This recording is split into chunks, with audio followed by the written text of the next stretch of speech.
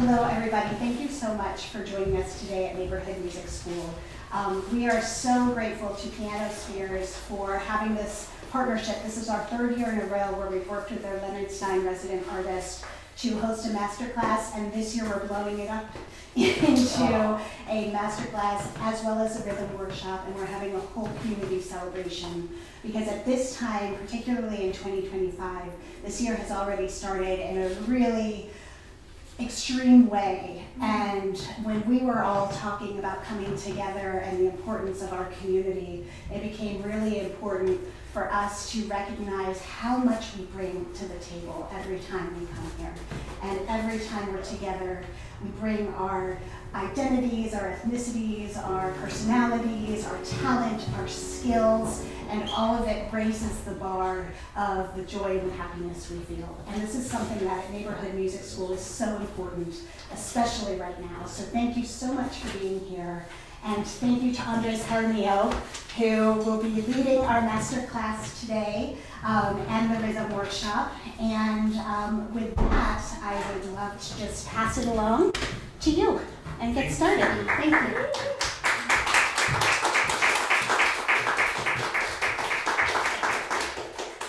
Thank you. It's a pleasure to be with all of you today. So we have two artists today performing. I want to pronounce well the name Dante Kim. Is that the right pronunciation? Yeah. Dante Kim and then Clarabel Lara.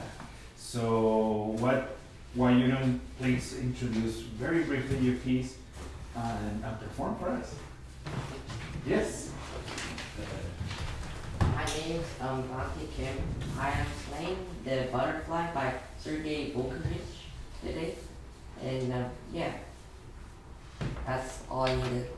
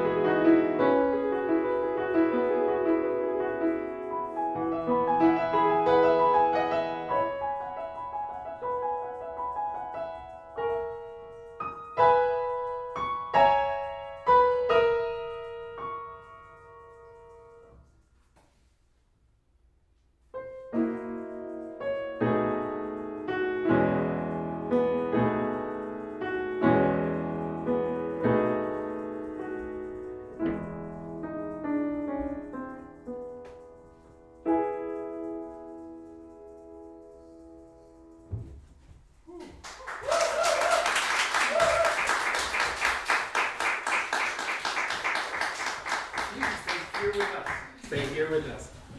That's and have a seat. We're gonna play some excerpts now. Dante, beautiful playing. I don't want to cover this camera. Let's see. Beautiful playing. Thank you for introducing me to that piece. Yeah. Could you tell us a little bit what is that piece about? Why the butterfly? Like white snake. Yes, and do you have any story behind the piece that you want to share the way you are playing it?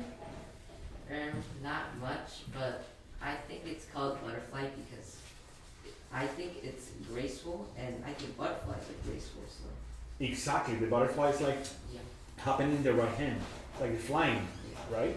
So this is very common in late Romanticism, and Romanticism is actually coming from poetry. When you check Schumann and Schubert and the way that they articulate Lied, they use something from poetry that they were trying to describe human emotions through nature. But this piece is fascinating. Your teacher was sharing with me the score, and I was reading about it, and it's a beautiful flying of the butterfly. But something happened at the end. What is that? And it's written in the score. It says pierced with a pin. There is a moment that the butterfly just, it's kind of dramatic. Yeah. So it's when we use that idea of the romanticism that we can be that butterfly. And sometimes in life we have those moments that we feel pinned by realities, by situations, right, that are painful. That's the first thing I want to say. Your playing is beautiful technically. Technically, I see everything resolved. Now let's bring your piece to another level artistically. Music is a language. And language is created to communicate something. Music is wonderful because it can communicate things that words in English or in Spanish or other languages cannot communicate, right? So that's why thinking in a storytelling is important. The composer is giving us the X-ray of the music through the music score. My teacher used to call it X-ray or the skeleton. We are responsible as a pianist to bring all the colors, all the flesh, all the other things. So let's create that idea that you're the butterfly or someone else, but you want to arrive to that moment to be pierced with a pin that he marks there in German, in French, and in English. Kind of an emotional arrival. So when we are preparing pieces, especially one movement piece, even though this is a piece of a set that he wrote, we want to find out first where is the climax, especially in Romanticism, the Romantic period. Is the climax at the beginning, in the middle, at the end? And when we find out the climax we want to create, we start constructing all the musical ideas going to that place and descending from that place. Later in history, composers like Rachmaninoff, he loves to have not only one climax, but 3, 4, or 5 climaxes. That's very Russian. Okay, so let's go from the beginning. I love the way you are preparing the beginning of the left hand, because you start with the right hand, si sol fa mi, si sol fa mi, si sol fa mi, si sol fa mi, si sol, like flying. But there is a Russian tip here, a secret that will help us, Dante, to have a better control of the sound and the crispiness of the right hand that is not necessarily coming from your fingers. And I hope you can keep that with you for the rest of your life. Open the damper pedal before you start playing. You know what is the damper pedal? So we have 3 pedals. Damper pedal is the right one, exactly. The middle pedal is called sostenuto pedal. And the left one is called una corda, which means one string. What about if we start the first 4 bars, but now open the damper pedal before you start playing? Can we try that? 4 bars. Yeah, the beginning. I'll stop you. Don't worry. Just the beginning. But open the damper pedal first. Open and keep it open. Keep it open. No, but don't play yet. Open. Now you are ready with your left hand. Yes, relax. Yes. Prepare your right hand. Yes. Open the pedal. And now, Dante, you are going to breathe in the tempo of the piece. The piece is si, sol, fa, mi, si, sol, fa, mi, si. You breathe in that tempo. And start playing.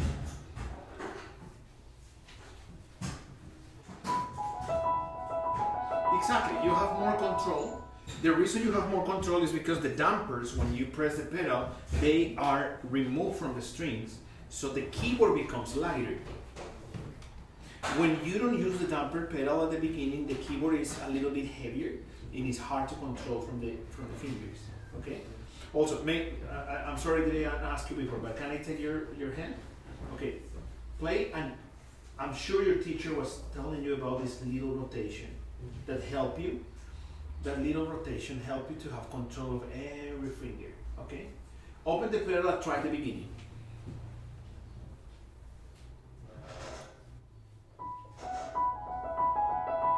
Better, but the first G sharp and F sharp didn't sound. So we have to be very, very picky with the first 4 notes. After that, everything is going to happen. Look at this chair. Usually when we have textures like that in piano, it's like observing the leg of the chair, that we have this friction with the floor. And the first pushing that I'm doing, Dante, doesn't move the chair, but after that, the chair starts moving freely. Woo! It's exactly the same with the fingers. May I try? May I try? Look. So you open, and make sure that you play from the key up, out. And you create this. And then you keep the left hand. Look at this sound. Would you imitate that sound? I think you can. Open first. You like 4 finger there? Do you feel comfortable? Yeah. Okay. Better. Beautiful. Keep going.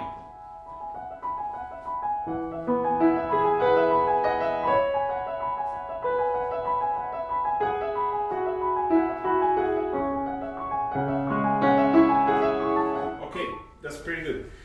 Now, left hand is indicated piano dolce espressivo, and later pianissimo, and is playing between piano, pianissimo, piano, pianissimo, più piano, Yeah. and it's only piano, pianissimo, 3 P's at the end of the piece. So that's another thing you want to plan before. How loud I want to be in piano, how soft. But you know, after years and years thinking about this and researching and listening to great masters of piano, and learning from them, I remember one comment that a friend from Italy made to me. He said, Andres, piano is not only soft, as we translate it to English. Piano is more a character, a mood. So do you have siblings? Yes. Okay, piano is like, let's say your sibling is bothering you. Give me pizza, give me pizza. You are in Italian, give me pizza. And you get, you cannot handle that situation anymore. So if you will be Italian, you will turn to him and say, piano, piano. Like more, calm down. It's not only soft, it's calm down. And in that context of the butterfly, I wanted to think in that way. I feel a little bit anxious the left hand. What about if you breathe before?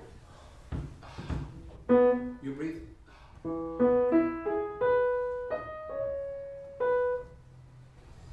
Can we try that? Only left hand. With pedal, only left hand. Okay, now more dreaming sound.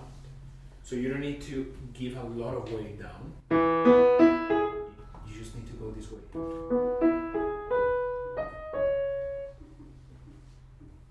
Yes, but the second finger, same thing.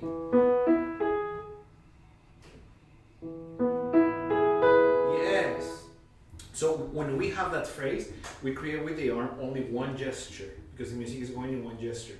If we play 4 gestures, mi, si, mi, sol, it's going to sound mi, si, mi, like for elephant, right? But we want a butterfly, so we move below the keyboard in that direction. The arm in one gesture. Yeah, and you don't need to over move like that. Just the natural way you're already doing it. Can you do it again? Open pedal. Better. Okay. There is something that I found in your playing, and it's very hard for pianists to coordinate. When you have crescendo in the left hand, you are also doing crescendo in the right hand. And it's not always necessary, especially in these pieces, the main melody is happening in the left. So when you are here, in this moment, that this one is going more, and this one is going more, you are playing crescendo in the right hand. Could you try from around here, and try to keep the right hand piano, as you start from the beginning, or pianissimo, and inflect the left hand in the way you're doing, which is beautiful.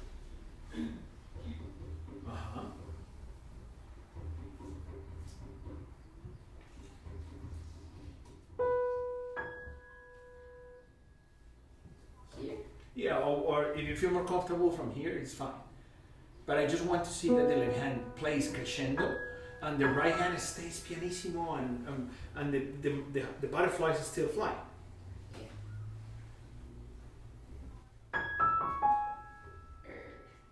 Yeah, G sharp, D sharp, C sharp, B. This.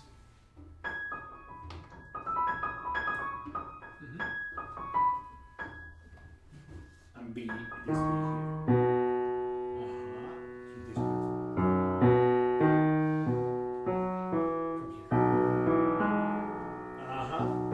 here. Let's try that.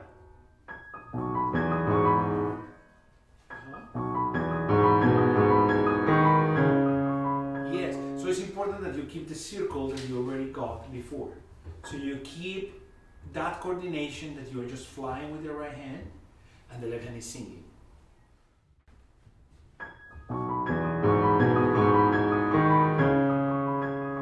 Yes, better. I also wanted to explore with your teacher una corda pedal for pianissimos and change of colors. Una corda is with this foot. So you can manage both.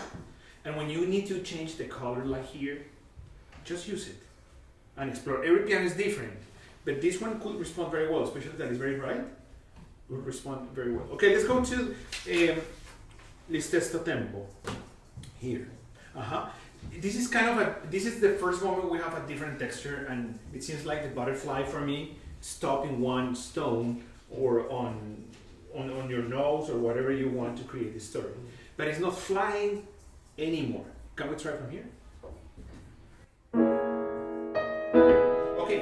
Okay, but it's piano espressivo. Do you know what is espressivo? With expression, Okay, go.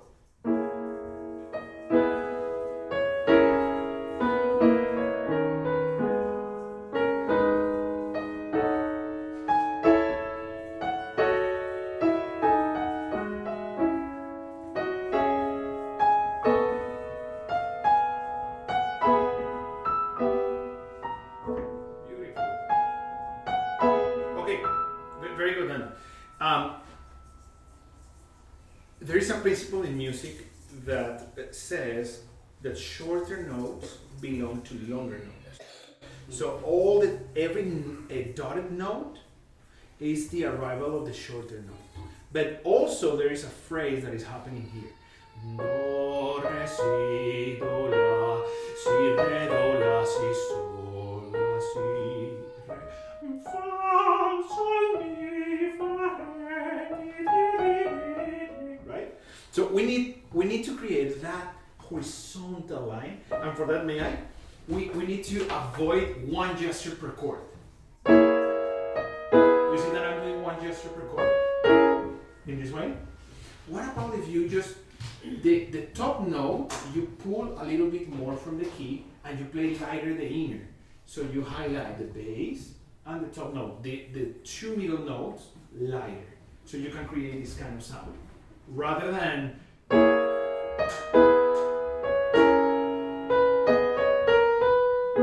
can do something like this.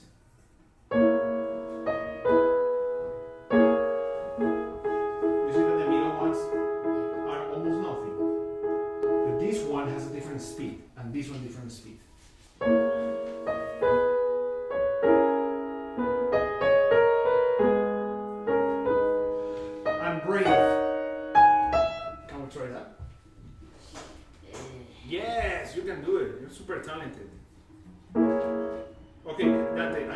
try to have your volley button in front of the D. So your body keeps exactly. Excellent. Slow. Re, si, do, la.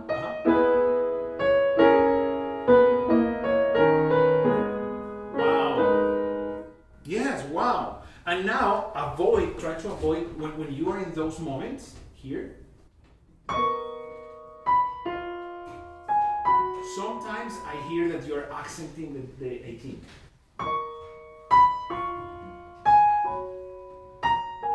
And I don't think you want to.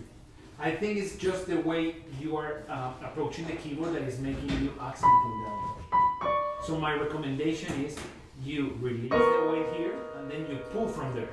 Don't move the wrist there, just stay relaxed.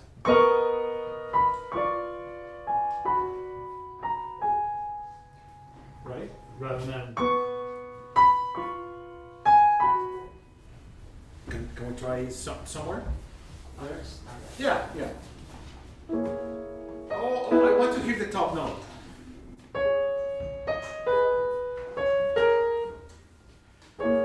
Yes, yes. Lighter the inner.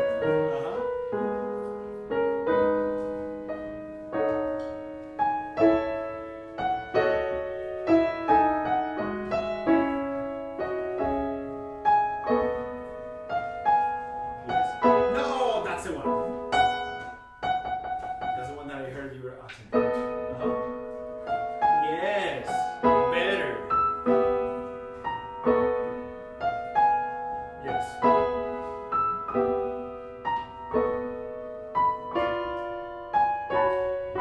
Now the butterfly is going to start moving his wings. Keep going, keep going. His wings soon. Oh, I heard the accent again. Keep going. Ah, did you hear it? Sol, si. Sol, si.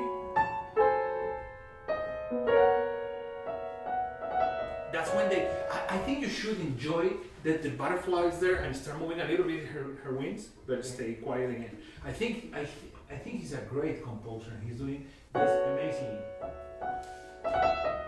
That. Wow, start moving his wings.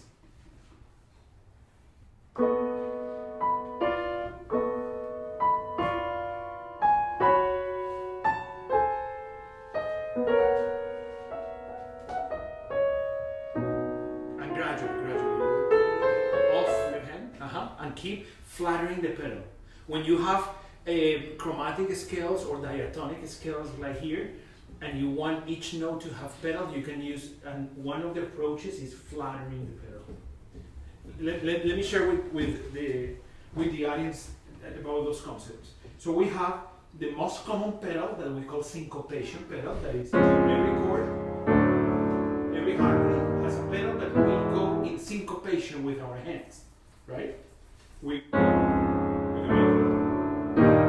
Another pedal is called crescendo pedal, which is going gradually and creates crescendo besides my fingers. Diminuendo will be the opposite. Right? And we have flatter, that is the one we need here in this scale. When we have especially chromatic scales. So I'm flattering, I'm changing. And we have, Russians used to say we have 8 levels of pedal, but normal people like me, we can control only 3.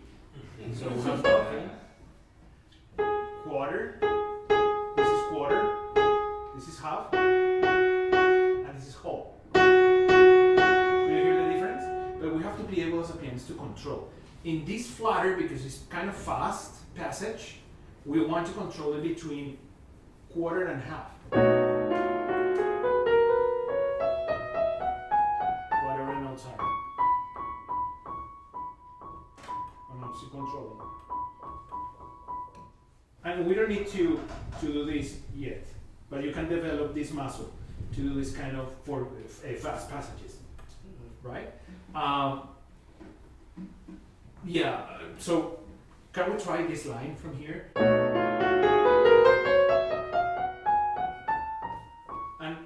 the left hand.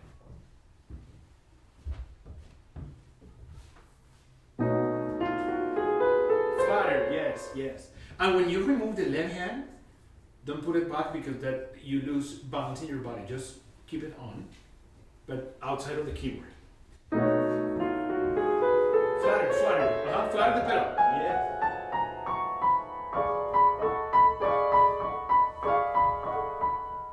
Okay. Very good. Now, third page, we're going to that moment that we describe as the death of the butterfly. And we have piano, piano, pianissimo, and piano pianissimo. We have 4 levels. Are we going down in the volume, or are we going up from here to here? Down. So maths could be very helpful here. Let's say in this moment piano will be 3, piano will be 2.5, pianissimo will be 2, right? And piano pianissimo will be what? 1. Yes. 1. Could you give me that in terms of volume? That will make this forte, when the butterfly is pierced with a pin, more effective. Let's just. Maybe here. In F major. In F sharp minor is that. And the left hand is in F sharp.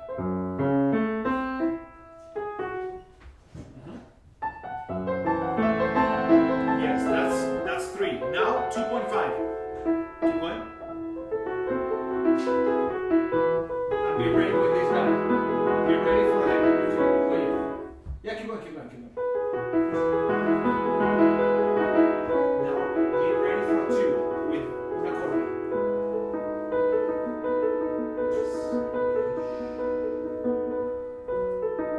Una corda. Keep going. Una corda. Press it. Lighter here. Yes, lighter. Nothing. Diminuendo. Take your time. Now, keep on. Now? No, you need to kill her. Yeah. How is this? Let me see. Huh.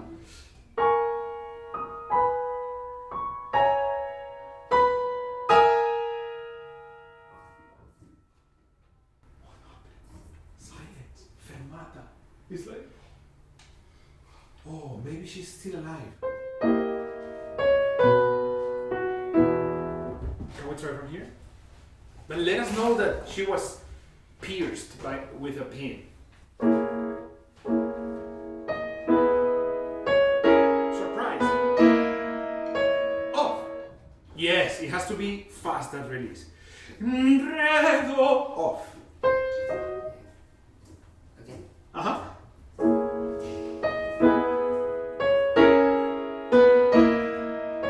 Off. Breathe. Keep going. Now diminuendo, and prepare your retardando. And enjoy. Listen.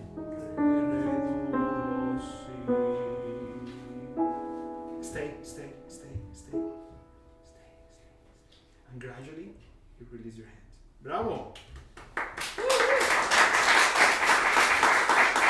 Thank you. That was beautiful. Okay, let's go with Clarabel, who is going to perform. Please, Clarabel, if you don't mind to introduce your piece.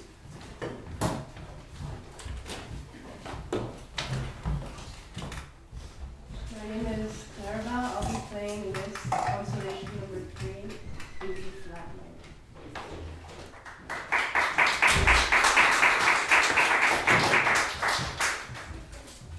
All right, it's up to you. Okay, thank you.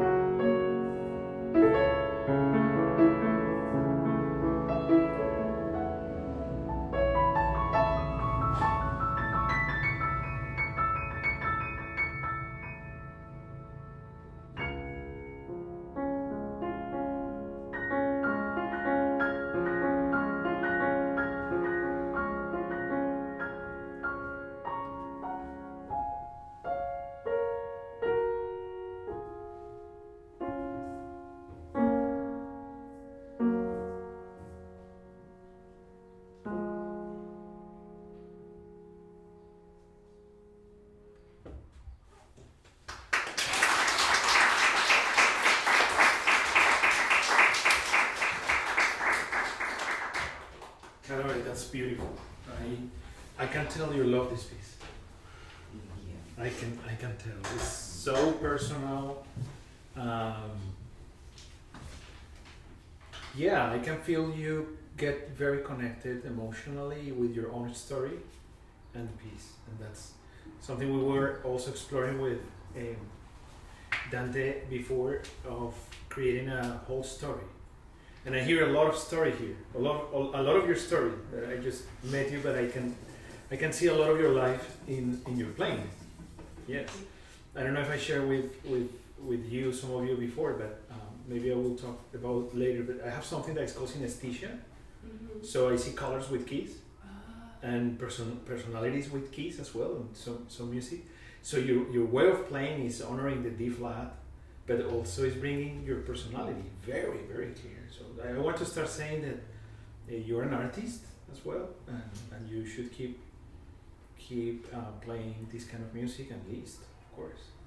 Okay, tell me about the piece. Well, what is that piece about? Well, from what I remember my teacher telling me, something to do with Chopin had just died. Uh-huh. And then, I mean, the piece is called The Consolation, so it's to console you Mm-hmm. from your grief. Exactly. So he wrote several consolations. This is probably the most famous one. And thinking in Chopin, your teacher is right. Most of the scholars believe that D flat was Chopin's favorite key. Mm. And Liszt decided to write this in D flat. It's like a dark yellow for me. Now, do you know any piece of Chopin that is with the same similar color or mood that Liszt is trying to? One of the famous Chopin. Have you heard some of his nocturnes or preludes? I think it was a nocturne. A nocturne, yeah. Remember, it's this one. May I? It's this one. Remember? I think Liszt is trying to bring that, remembering his friend. They were very good friends.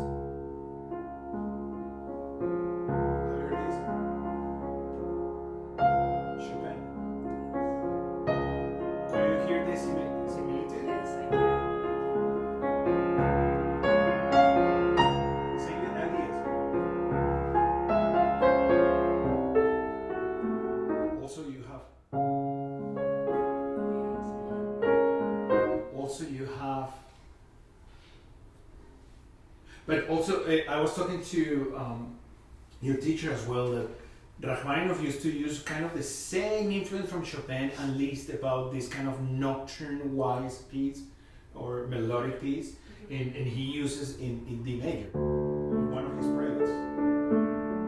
And I think it's also inspired by Chopin, but just extending the left hand more. You see, there's some similar things. So same, he's exploring that, but Liszt, he loves to explore the triplets against duples the whole time to create some kind of rhythmic tension to be resolved later with the big chords or the change of harmonies, etc. I think it's beautiful. Something that I want to explore is again the using of the pedals. Una corda pedal, not only to play softer, but to change colors of sound and different moods, different moments. And also the right pedal, the damper pedal, it has at least 3 functions. The first function is the one you are using, Yes. that is prolongation. You press the pedal and the sounds just prolong. A second function is action, that I was exploring with Dante, which means you press the pedal before you play and the keyboard immediately becomes lighter. Let me give you an example. Have you had this experience that you're playing this piece and you're very nervous in front of the audience and you're gonna play the first D flat and you press but it never sounded? And you, that happened to me as well. So Russians used to say, to avoid that, open the pedal first and play from the key up. And it will never happen because the dampers are releasing the strings, and now look what happens.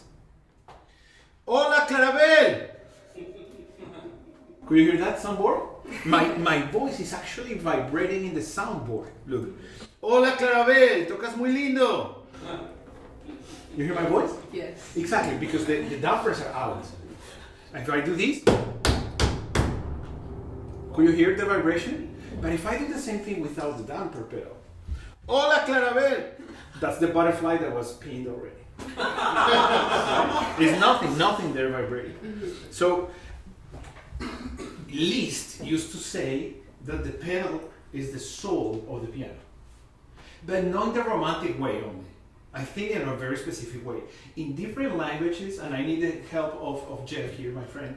What is the name in English of the little wood part that connects the two parts of the violin inside to make it resonate? The bridge? Not the bridge outside, but inside between Oh, bows. sound post. Say again? Sound post? Sound post, thank you. In different languages, it's called the soul of the violin. So I think Liz had that in mind, that the way you connect your sound, the sound of the instrument with the strings and the soundboard is opening the damper pedal. So this guy has first prolongation, which is this, right? Second is action. It makes the keyboard lighter immediately. When you have fast pieces, you want to start down first and get out. If you do this, you're gonna work so hard on your fingers, and it doesn't have the same effect. Now, this third function that Russians used to describe for that is color. Sometimes you just use color for this, like the recitative here.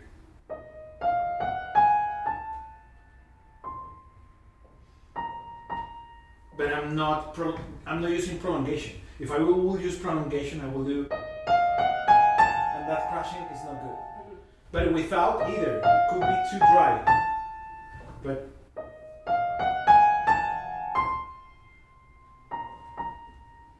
color. So prolongation, action, color. Good. I wanted to explore that more. Starting from the very beginning, when you have all of those notes that could be very scary, and also for them for the right hand. Can we try from the beginning that? And open the pedal at least 3 seconds before you start playing the piano. Okay, that's very good. He's marking piano pianissimo sempre legatissimo. Once more, like I said to Dante, piano is more a mood and character than just volume. Especially in pianos like this one that is brilliant, it's not only volume, it's character in that. My recommendation, my dear, as a musician, is that we must breathe before the first note, and we must breathe in the tempo, in the character, and in the dynamic of the first note of the music, which is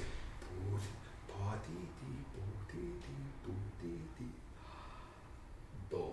So I'm counting 4 triplets, 4 triplets because it's 4/4, right? 1, 2, 3, 4. So I'm counting in my mind, 1, 2, 3, and I breathe in the last pulse of the invisible previous bar. 1, 2, 3, 1, 2, 3, 1, 2, 3. Boom. Immediately they're going to be engaged with you. Take your time to breathe and count. An open pedal before. Yes, better.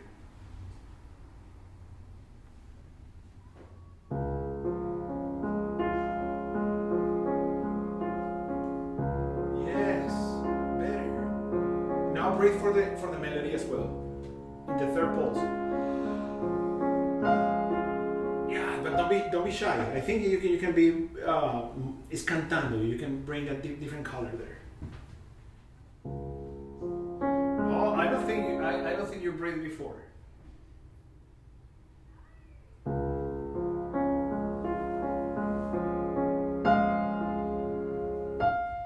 Okay, very good. Now you don't need to over move the hand here when you're in this moment. Just from the key, get out of the keyboard. This kind of thing. Super relaxed. Yeah, you don't need circles here. Circles are more like this. But you don't need it here. And pull. Si, do, re, fa, fa.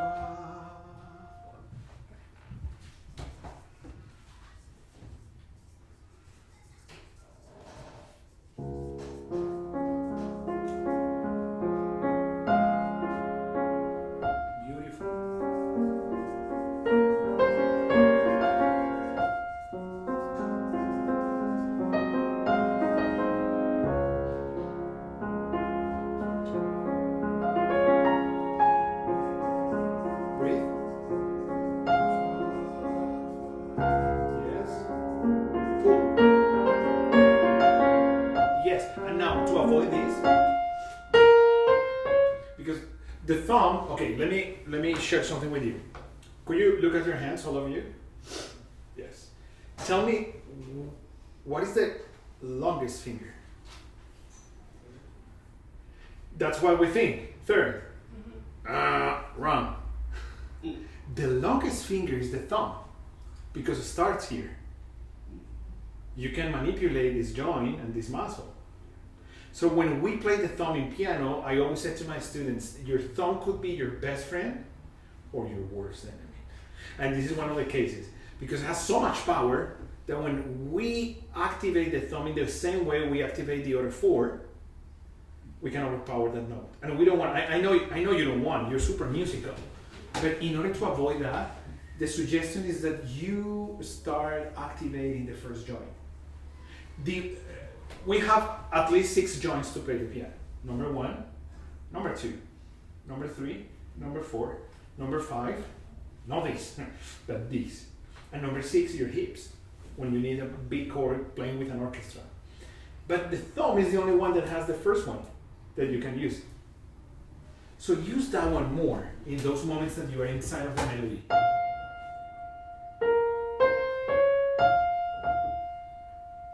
I'm sorry. Yeah. And I think this is just an answer. I don't think it's part of this main melody. I don't think so. I think this is like an echo. An echo. You want to listen to Liszt songs based on Victor Hugo's the texts that he's doing this in the singer all the time. You know?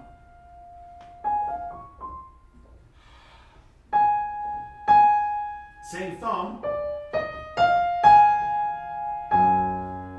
Can we try from? Could be from here. From here.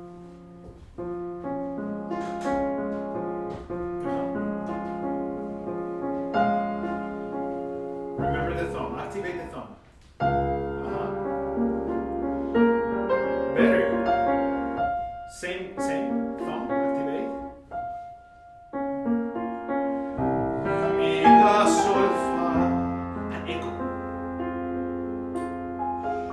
I keep going. Yes. Now same color you had before. La, go. La.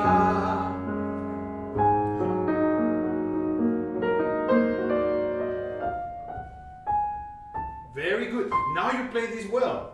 You played before legato. So when we have dots and legato, how do we call that in music? No, staccato is without the line. It's kind of an ambiguity because you have staccato mark and you have a legato on top. It's kind of an ambiguity. Or it's legato or it's staccato. It's called non-legato. Non-legato. Usually the strings, when you see the violin player, that they use the same bow. Ja, chi, chi, cha, chi, cha. That creates that sense of expressiveness that legato cannot provide.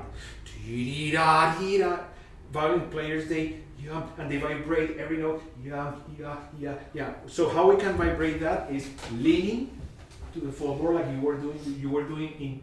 You are so talented that intuitively you are doing this thing in this way. It's different than this. This is legato, which is also beautiful, but it's not what he intended. Because the left hand is over here, is off. So he is trying to recall a vocal approach or device that is called recitative. Have you heard about recitative? You know Mozart, famous arias.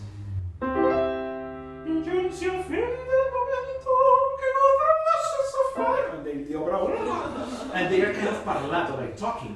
So here is not, the singer is not singing anymore. Now he's talking, parlato.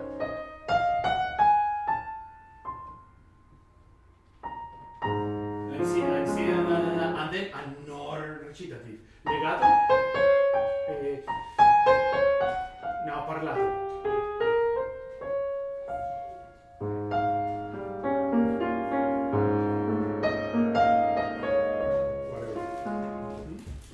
will try that from before and give me that in E lighter, non-legato.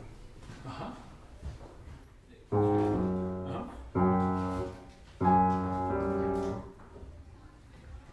Uh-huh.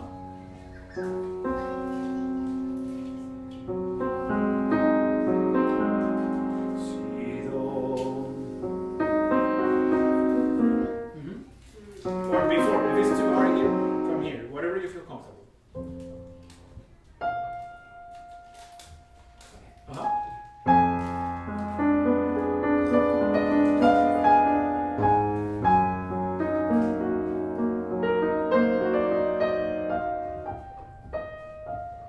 In. Yes. And see a little bit more. Yes. Si, si. Keep going. And again, another recitative. Keep going. And move forward. Very good, very good. Now, I'm running out of time, but when you have those octaves, and he wants more expression here, how's this? I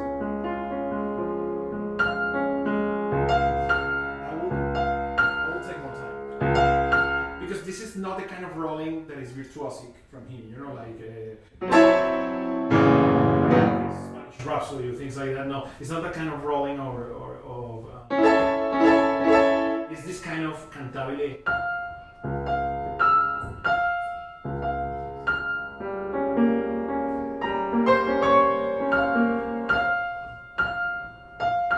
we try from here?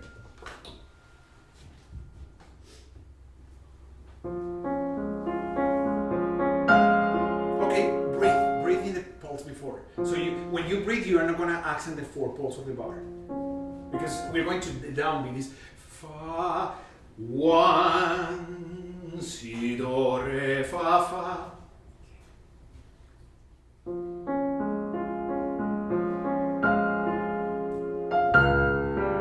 Better. And do not accent this one. Yes. So our tendency as a pianist is every time we have a tight note, the very next note after the tight, our tendency is to accent it. And it's not because we don't hear that, it's because we need to do something with the hand. So Daniel Pollack used to say, when you are there, breathe before the next note and pull instead of playing down. Pull, pulling, leaning, pulling, down, up. 4 ways to approach the keyboard. Down. Prokofiev. We create that sound like Prokofiev. Up, a lot of up is Debussy.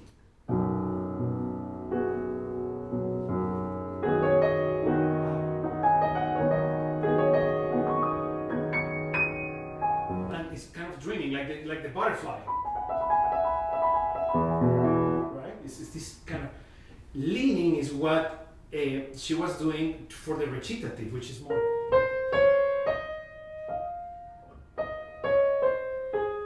like articulating the words. And pulling is when you have legato, long lines, which is this is the case. So pulling.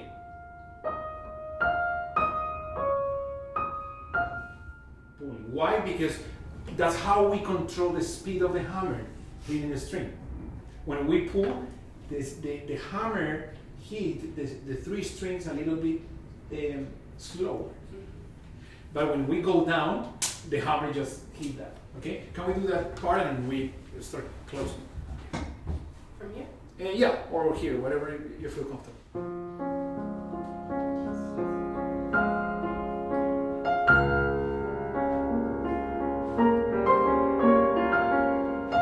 Yes. Now, pull. Yes. It's not better. I don't know, for me it's poetry. Yes, very good. That's very good. All of this is very good. When the bass is descending, highlight it a little bit more. Bring a little more. Because he established the pedal, this register all the time, but he's moving this side. And now, enjoy those moments. Those are very important. You can go in the smorzando a little bit faster, and then pull back the tempo. And una corda here. Una corda. Yes, use una corda. This one. This one. So una corda sostenuto damper. Bravo. I would love to work more with you, but we're running out of time. Thank you. Thank you for coming with me.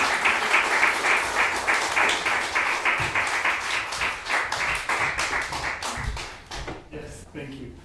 So very nice meeting you. I love this is like a living room. So hi. And thank you for being here. I just wanted to share a little bit of the amazing work that PianoSpheres is doing promoting new music. And also this year particularly connected to this topic that we call a journey of immigrants or for immigrants. Let me tell you a little bit about how we came up with that, and then I perform and explain a little bit of the pieces that you're gonna hear today. I've been a concert pianist playing the kind of traditional repertoire, but also Latin American composers. I'm Colombian, that's why my coffee accent. Yes, yes, that's why my coffee accent. And PianoSpheres, in their generosity and curiosity for new music, I remember talking to Jeff, the executive director, and Andres, what do you want to do? Or you want us to bring you a plan or project? And he said, can I open my heart with you guys? I don't know why. That was a year ago, a little more than a year. More than a year. So we didn't have all the different situations politically and socially that we're facing today. When I had that, and just said, you know, I'm an immigrant.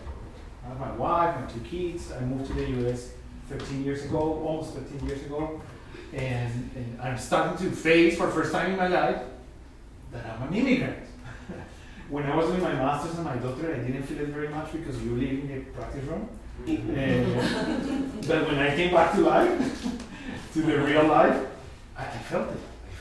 Even as an artist, even as a professor, with all the blessings and privileges that I feel like I have to be teaching and all of that. But I felt it. So I shared with Jeff and said, why wouldn't do this journey for immigrants? So I started to be in contact with some Latin American composers who were or are immigrants. So we created together with PianoSpheres a full 1-hour program of music written only by immigrants, by composers who are very well known in the field. Some of them with Grammy winners, some of them graduated from the Tchaikovsky Conservatory, very, very well known, but immigrants, something in common. And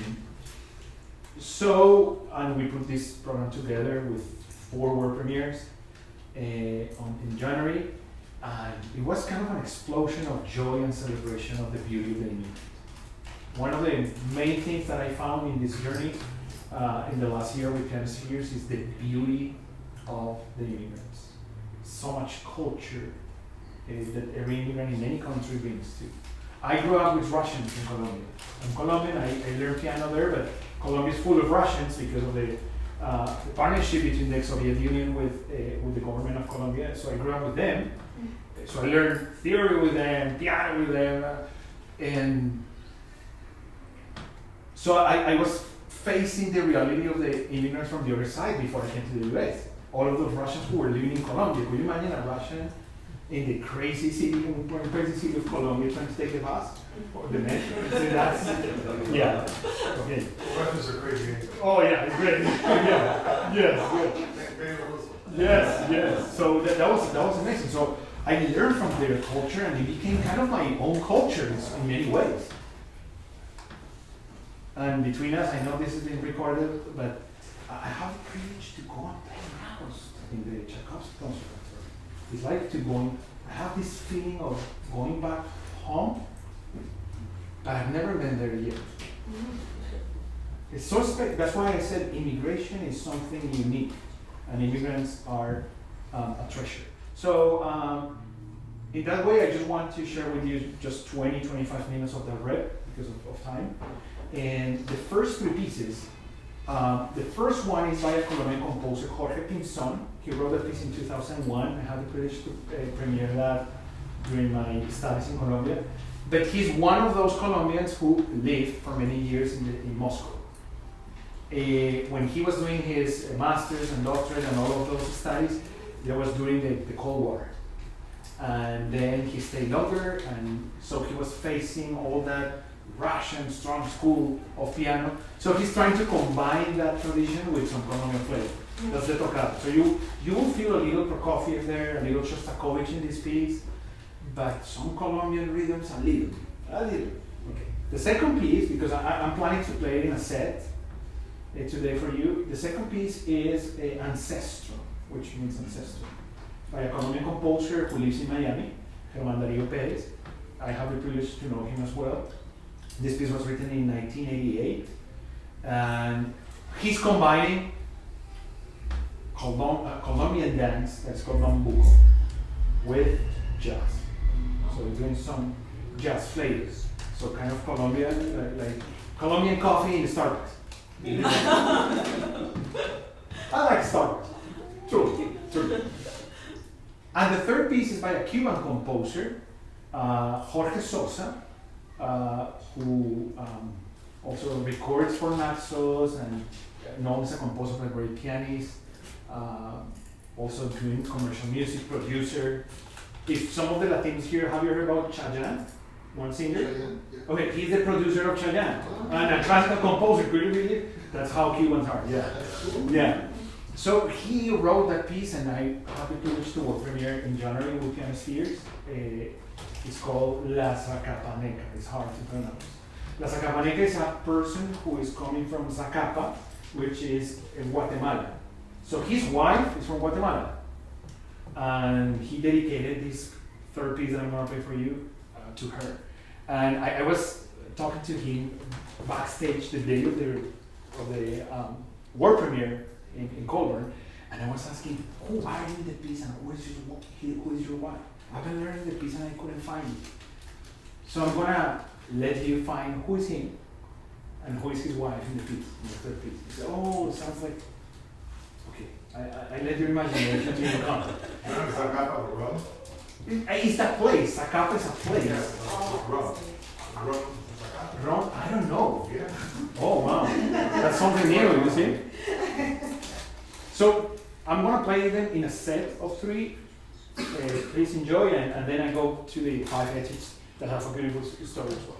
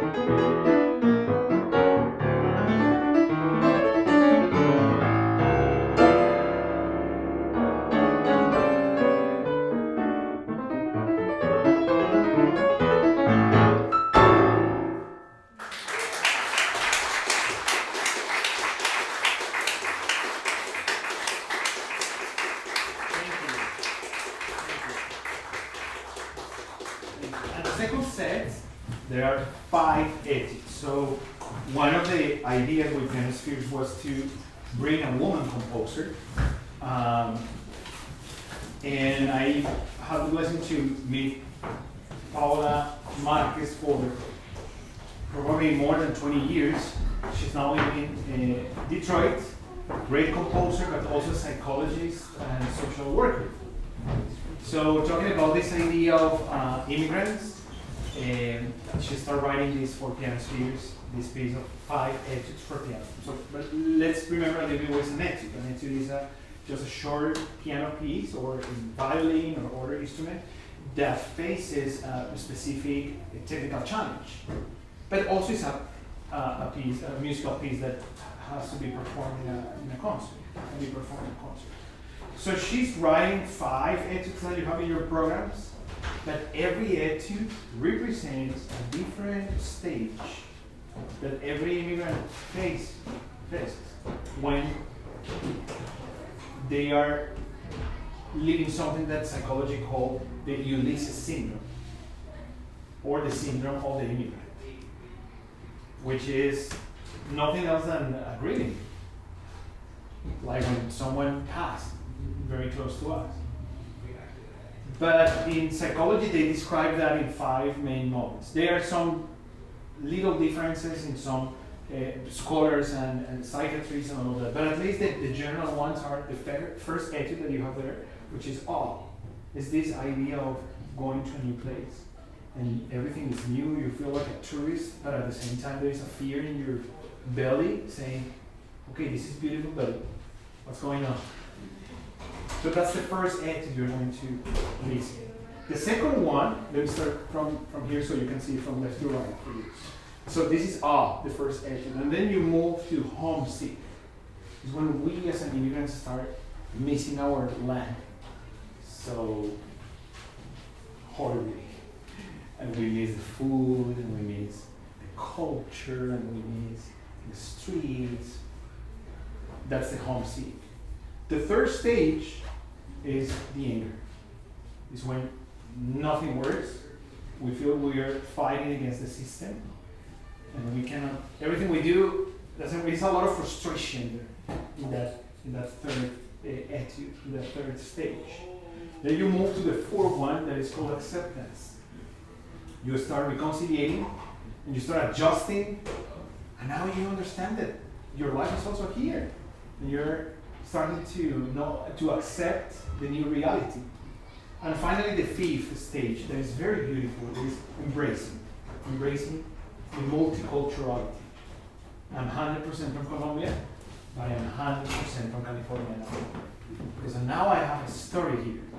And I was researching, actually driving here I live in Riverside, and I was listening to a friend of mine who is a psychiatrist, and he was giving a conference about this. And he was telling in the conference, sometimes the immigrants, if they return to their countries, they have a second moment of the syndrome of Ulysses, because they need to adjust to a different country that they left years before, even though that was their home time. So once more, homesick and nostalgia, anger and frustration, acceptance and embracing new identity. So enjoy and let the music speak to you.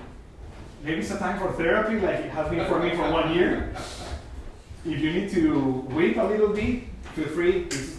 We're not having live stream here.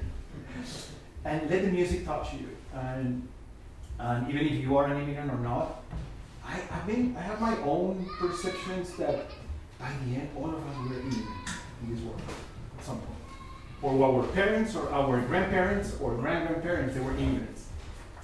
And let the music connect with those elements and that journey with your own journey.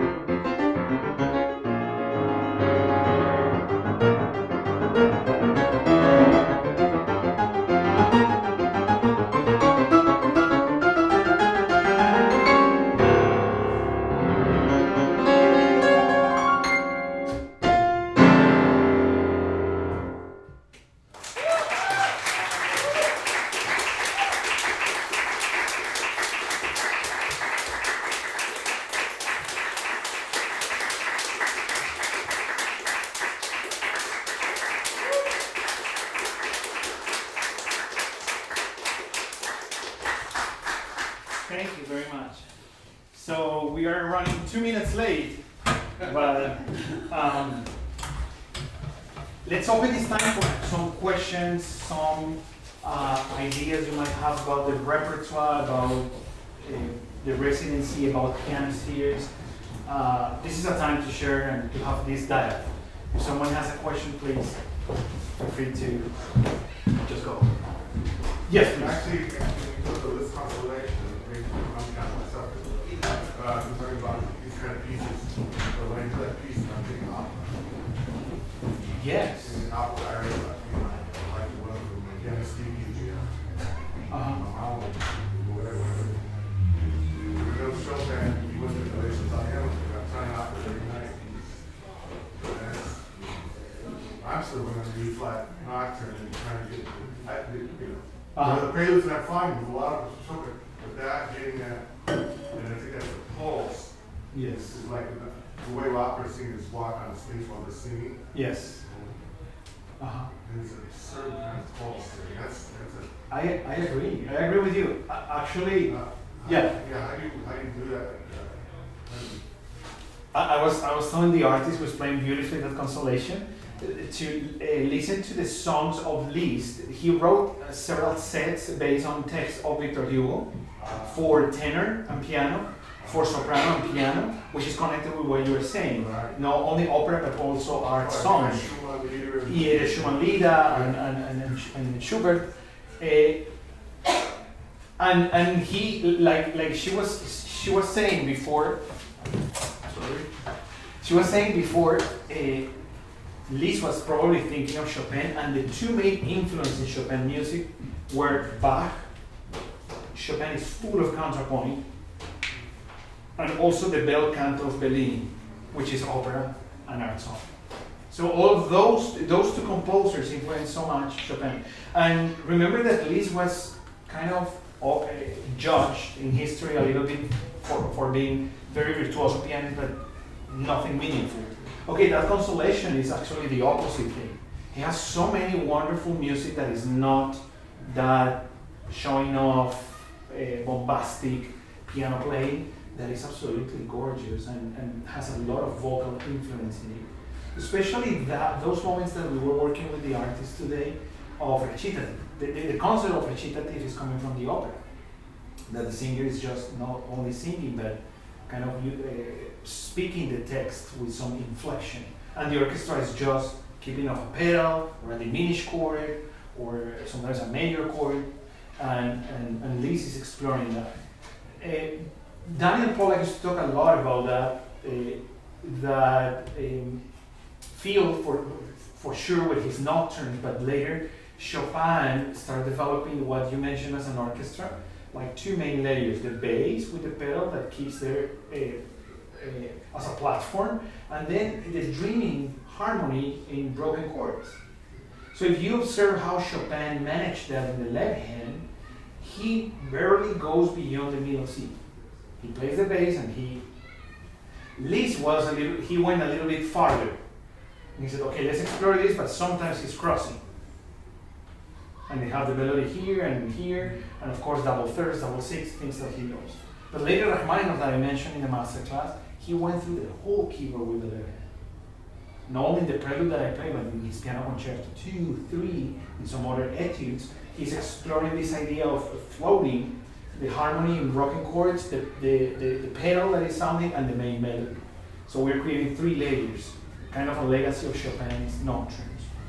A top note or melody, the singer, the harmony in broken chords, and the bass. By the way, that's exactly Bellini and Bach and Chopin. Bach used to say the bass is the voice of God, and Bellini is the bel canto. But Chopin is all of those, both things combined with an incredible harmony as well. Yeah, so I like the conversation. Chopin is very disciplined as a composer. Very I disciplined. mean, theoretically, Yeah, most of the scholars. Rosen said that we hear all this beautiful stuff. Yes, most of the scholars describe, they agree that Chopin began every day his routine, reading, playing, and practicing preludes and fugues of Bach. That was his warming up. All preludes and fugues. For his imagination, for his... Some other scholars said that Bach had as a source a Buxtehude contrapoint book, and Calvin book, and the Bible. That was the three main sources of Bach. I don't know least, but this is a personal guessing. The poems of George Sand, the music of Chopin, and literature. He was a fanatic of Dante and no, you, but he was Became religious later. later, yes, later. But he was very intrigued with that topic of hell, heaven, and he incorporated that in his music. Yeah, yeah. We had another. Yes, please. So I saw that you teach the class music of global cultures. Yes. Right, and especially for the 5 etudes, it was, we learned, taking world music, how you have to retrain your European ear that the mood of music is not necessarily what you expect in other cultures based on your training from. And so I noticed, like, especially the first and fourth and fifth etudes, I could not have guessed the program at all by just listening. And so, the reading, a wonder and acceptance and embrace, like that. So I wanted to ask you, is there any Colombian music that helps create the context of the moods that she's expressing? That's a great question. She's Colombian, and she was trying to get rid of the traditional Colombian music in those etudes, but she couldn't. I think she's bringing some little elements in the rhythmic. If you felt in the syncopations and things like that, she was bringing some of the Colombian dances. I agree with you. It's cosmopolitan. Yeah, and we are Latin American musicians trained with European music, playing in the US. Right. Wow. So there is a long cultural journey there,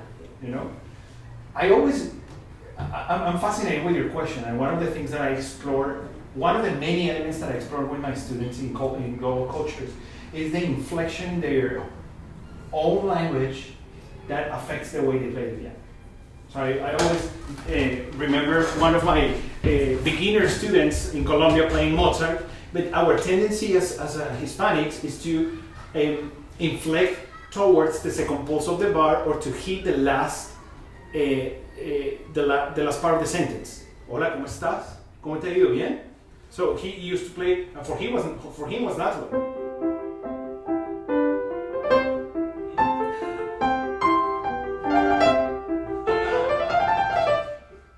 So how you reconcile? Yeah, no, and I always joke with things like that. You can have.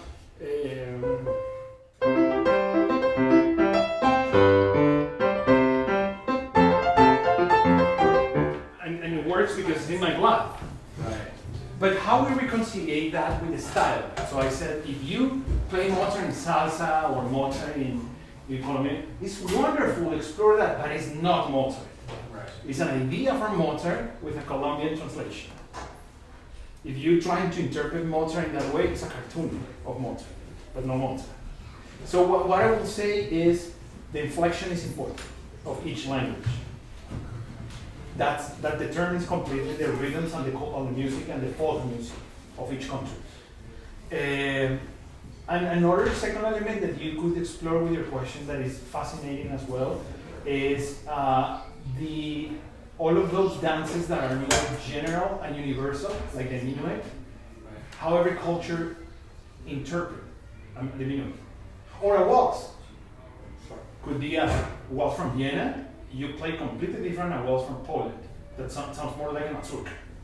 Or from Russia. Russians play waltzes completely different. Latinos will play differently. Because there's something intrinsic in the reflection that we cannot get rid of. So those two elements, I will say. Specifically in the etudes, I will say that she's trying to connect the emotions more than the cultural folk traditions. So she's using some quartal harmony, some centricity, some things like that to make it more universal, kind of what he studied in his last period of the composer. But thank you for the question, I love it. Thank Yes, please. Yeah. You used una corda pedal, very impressive, and all pieces wonderful. And is this a special use for this hall, or is it something you usually use for these pieces? And another question is, what is your opinion on the use of pedal in Bach pieces? And finally, who is your special composer? Can I try to respond? I'm trying to not talk too much. Because I love the questions as well. Yeah, thank you. Una corda, what the una corda is doing is that the hammer is hitting one string rather than all three that have the same pitch. Sometimes when you go half, some people call it dual corda, which is just you play two strings. So as I was sharing with the two artists today, it's not only a pedal to use for a change of volume or dynamic, but a change of color and sound. Also, every piano is different and every space is different. In this piano, in this space, you can feel a little bit on a corda, but in a big hole, you feel it way more. Way more. And I use it a lot. I use it a lot to change colors, to change mood, not for dynamics. Your second question about a Bach with pedal, with damper pedal. That question is very religious. Yes, it's very political as well. But I like it. Some people, they said no. They are more purists and said no. Bach cannot be played with pedal. Others say, of course. I prefer personally trying to find a balance. And my thought is this one. Bach never wrote for piano. He wrote for harpsichord and organ. So he had a different idea in his. Actually, when he played his first piano, that was one of the first pianos constructed, he hated it. And he said something like, this instrument is not going to succeed in history. Sorry about it. Sorry about it. He's my favorite composer, your third question. But I think he overviewed that, oversaw that. The piano became one of the most important in history. I use pedal in Bach. But I use pedal more for action and color than for prolongation. Remember the three functions that I described? Prolongation for the harmony, action to make the keyboard lighter and control better, and for color, which is most of the time with the note, or just flattering to create a different tone, different color. So there are some also different schools, in traditional schools that I believe in. Rosina Levine used to call the American school the sponge school, because America has this ability to absorb and suck from all the cultures, because this country is super rich of cultures. So we have a lot of Chinese culture, a lot of Latin American culture of playing piano, a lot of Soviet and Russian, which are two different perspectives, French school, German school that is very important, Italian school, Hungarian school of piano, all of them, and they play differently. So I will say you need to find the balance between the whole, the piano, and the main idea. If you are seeking to honor Bach's ideas for that piece in the keyboard, and the pedal will help you, use it. But if your Bach is going to sound Chopin, don't use it. Or Debussy, which is pretty easy as well. Pretty easy to make it sound like a cartoon. Yeah. Thank you for your The last question is your favorite composer for Bach. Bach. Oh. Yes. Bach is my favorite composer. Oh. Sorry I didn't play Bach today. It's okay. Yeah. Well, Bach makes everything else he played better. Say again? By playing Bach makes everything else. Oh yeah, he's the DNA of music. Alright. Yeah. Yeah, I believe that. Yeah. Thank you. You have another question here. Yes, please. Two questions quickly. At what age did you study taking piano classes? And the second question, when that time passed, what strategies did you study to use to try to memorize the song without using papers? Oh, great questions. You have. It seems like you prepared those questions like a year. Really quite here. Yeah. Yeah. So the first question, I began when I was 5. My oldest brother was my first teacher, and then I went to this piano teacher in Colombia. who was also a soprano from opera and great pianist, and she, I quit when she got very mad that I put a sticker of E.T. on the hand and edit. And she, no, how could you do that? And I just stopped playing the piano and I went to the violin and I became skater and bass and played rock metal and crazy. My hair was here. Did you say skater? Skater, yeah. Can you do a kickflip? Oh yes. This is the mark of the youth. So yeah. And karate as well, many years in Colombia. But when I was 12, 13, I met my second mom, who was a Polish teacher living in Colombia, and some Russians. And they are truly mentors. And I got engaged, and by the age of 15, I thought I want to be a professional pianist. And yeah, kind of 13. Like for 2 years when I was a little, and then I stopped and kept playing by ear and things like that. And then 13, 14, I resumed, which is pretty late, but that's relative as well. And I started practicing and getting lessons professionally, and then I decided to pursue that career. Your second question, strategies. I really believe as musicians we use different kinds of memories, but at least 4 are fundamental. Oral memory, which is, I don't know how the score looks, but it sounds like this. And your ear leads you. That's good. Second one is photographic memory. So you see the score and you see it in your mind when you're playing. Third one is kinesthetic memory, which is muscle memory. When you learn a piece and you repeat so many times that then you play, but if you think about it, you forget. But if you start watching TV, your hands just go by themselves. That's muscle memory. That's a different part in the brain. And the fourth memory is analytical memory, which is analyze the form, the structure, the harmony, how many parts, because music is language. I always, when I teach set theory or tonal music, I always use the parallel of, in English we have letters, in music we have pictures. In English we have words, in music we have motifs. In English we have phrases, sentences, we have phrases in music. Here with subject and predicate, here with antecedent and consequence. Here we have paragraphs, we have periods in music. Here we have an essay, you have here a section. You have chapters of a book, you have a movement. You have a book, you have a symphony. Until your brain constructs in that way. So when I play by memory, I don't play note by note. I go through the structure and I enjoy it. But I use all 4. Now, for a pianist, a young pianist, I encourage you to find out which one is your strongest one. I can tell both of you which is the strongest one. I can tell you privately is the strongest. But there are some others that are not strong yet, that you need to cultivate in your memories, in your 4 memories. But I can tell you the strongest one. Both of you, incredible muscle memory. That's it. We need to work more in the oral, but also in the photographic and the analytical memory. So when someone asks you to start from this point, you can start right there. Not from the beginning of the section. Yeah, because of muscle memory. So keep cultivating the muscle memory, but I always encourage for memory to work hard in those that are not easier for you. For me, it's photography. I have photographic memory with that synesthesia crazy thing, and muscle memory as well. But I had to work a lot in my oral skills for years, and that you work that outside of the piano, singing. Pianists sing.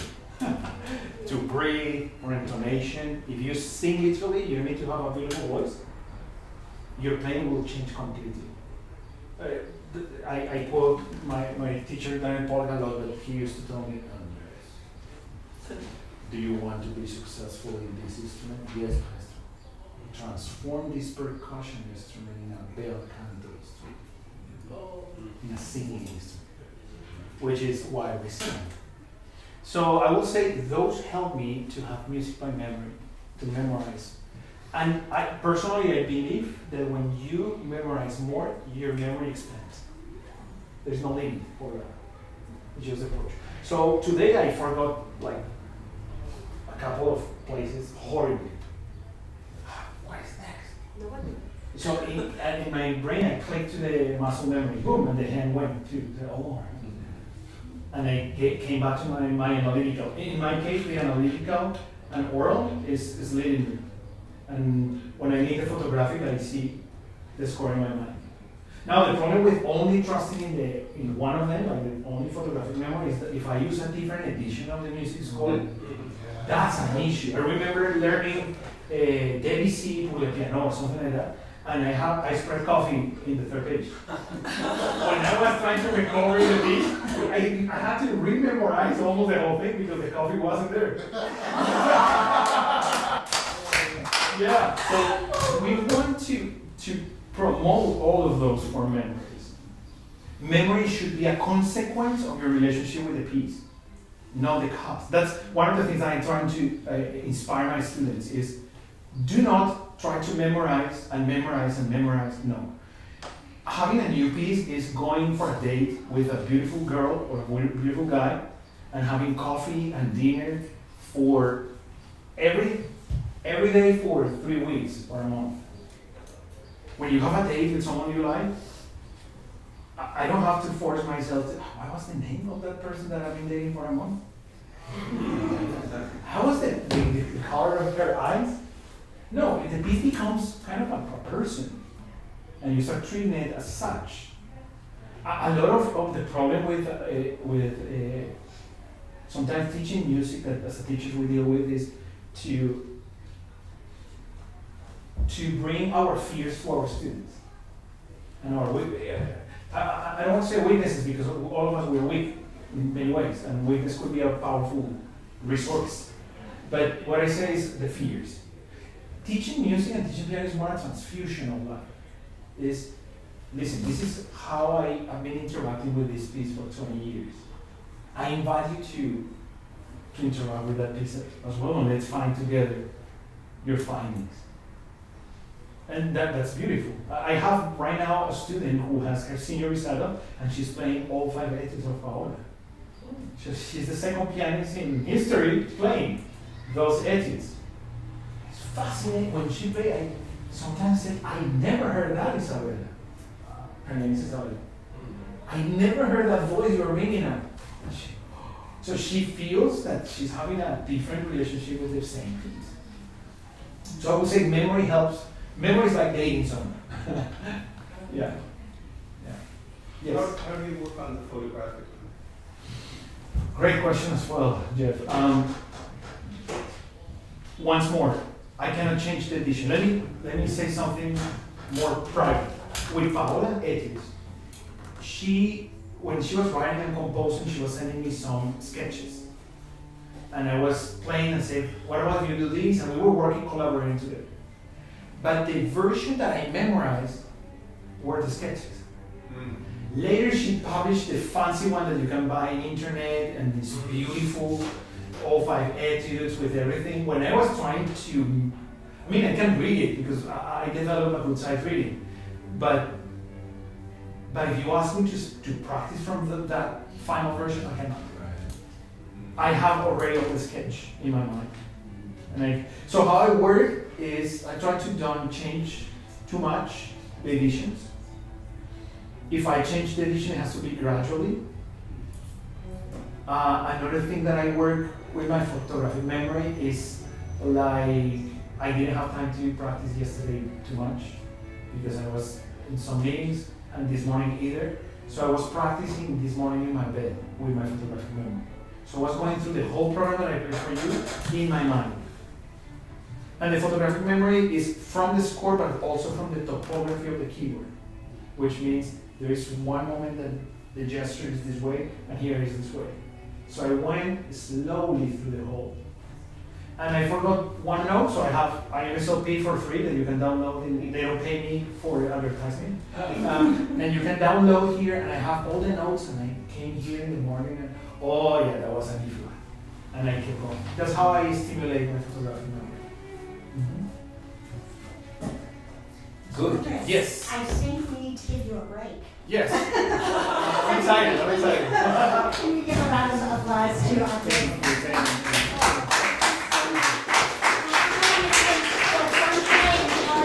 For sharing your beautiful work, and both of you have been students here at Neighborhood for a very long time, and it's just such a thrill for us to be able to hear and see your work, and you're just both beautiful artists, and I really appreciate you.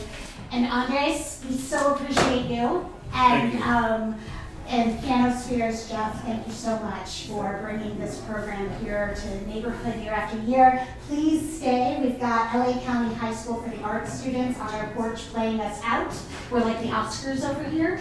And they are performing a few pieces for us, as well as our brand new ensemble, which is a Latin jazz ensemble, who will be playing after them. And then we will move into the second half of your day, which is a rhythm workshop, which I encourage you all to stay for.